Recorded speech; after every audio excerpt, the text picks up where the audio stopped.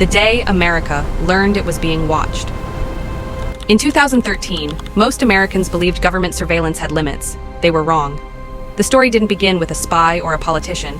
It began with a quiet systems administrator named Edward Snowden. Snowden worked as a contractor for the National Security Agency, or NSA. His job wasn't glamorous. He managed systems, maintained access, fixed things when they broke.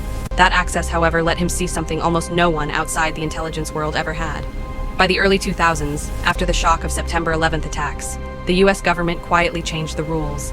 Under secret court orders issued by the Foreign Intelligence Surveillance Court, intelligence agencies began collecting metadata on millions of Americans. Not just suspects, everyone. Phone calls, email records, internet activity. The official line was simple. If you have nothing to hide, you have nothing to fear. What Snowden saw told a different story. Programs like PRISM allowed the government to access data from major tech companies, names the public trusted, used daily, and never suspected. The NSA wasn't just monitoring threats overseas, it was building the largest domestic surveillance system in US history. And it was all legal, at least on paper. The conspiracy wasn't that surveillance existed, it was that the scale was hidden.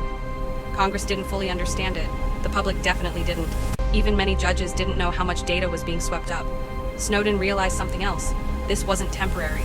The data was being stored, not just scanned. Massive facilities like the NSA's Utah data center were designed to hold information indefinitely on ordinary people who had never committed a crime. In 2013, Snowden made a choice that would permanently alter his life. He copied classified documents and fled to Hong Kong. Working with journalists like Glenn Greenwald, the documents were published, exposing global surveillance programs in detail. The reaction was explosive. The US government charged Snowden under the Espionage Act. Officials called him a traitor.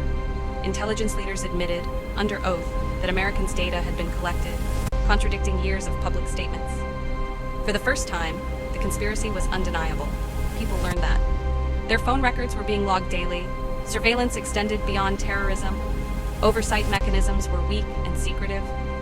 Technology had outpaced privacy laws by decades. Some reforms followed. Certain programs were limited. Public debate finally happened. But Snowden never came home. As of 2026, he remains in exile.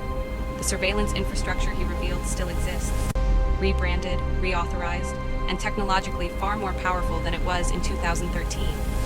The real conspiracy wasn't hidden cameras or shadow governments. It was this, a system built quietly, justified by fear, expanded by technology, and kept secret not because it was illegal, but because the public would never have consented to it. And it only came to light because one person decided the truth was worth losing everything.